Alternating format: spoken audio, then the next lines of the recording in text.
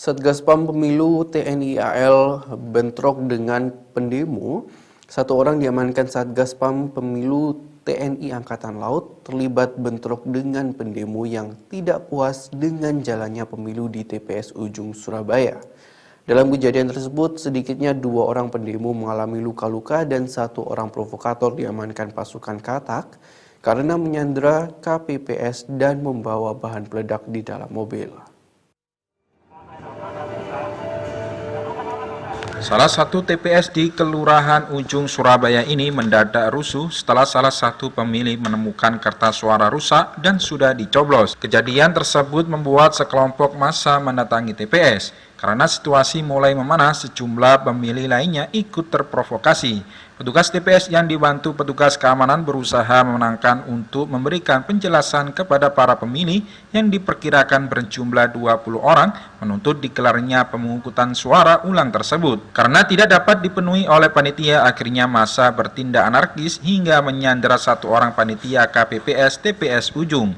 Melihat tindakan anarkis massa, PAM dari Polsek melaporkan situasi ke Kotama Satuan untuk berkoordinasi bantuan pengamanan dalam menyikapi situasi tidak kondusif di TPS Kelurahan Ujung.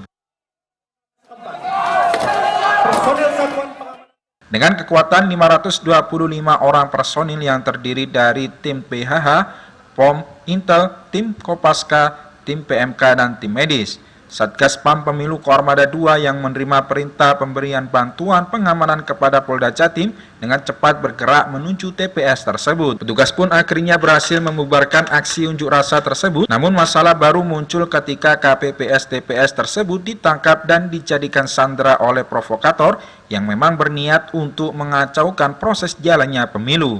Seluruh kejadian tersebut merupakan skenario simulasi latihan pengamanan pemilu legislatif dan presiden di wilayah Koarmada 2 tahun 2019. Sementara itu, Panglima Koarmada 2 Laksamana Muda TNI Mintoro Yulianto mengatakan, simulasi ini merupakan latihan pasukan yang tergabung dalam Satgas PAM Pemilu TNI Angkatan Laut karena dalam waktu dekat negara Indonesia akan melaksanakan pemilu legislatif dan presiden tahun 2019. Perencanaan dan pelaksanaannya bisa turut mengamankan pemilu legislatif dan presiden tahun 2014 ini secara aman, tertib ya, dan lancar ya. Itu harapan kita ya. Dan mewujudkan juga sinergitas kita dengan TNI lainnya, dengan Polri, kemudian dengan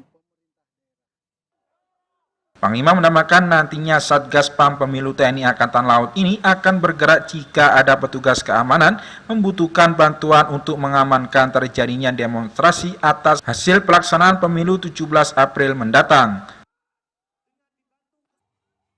Farid Arman, Surabaya TV.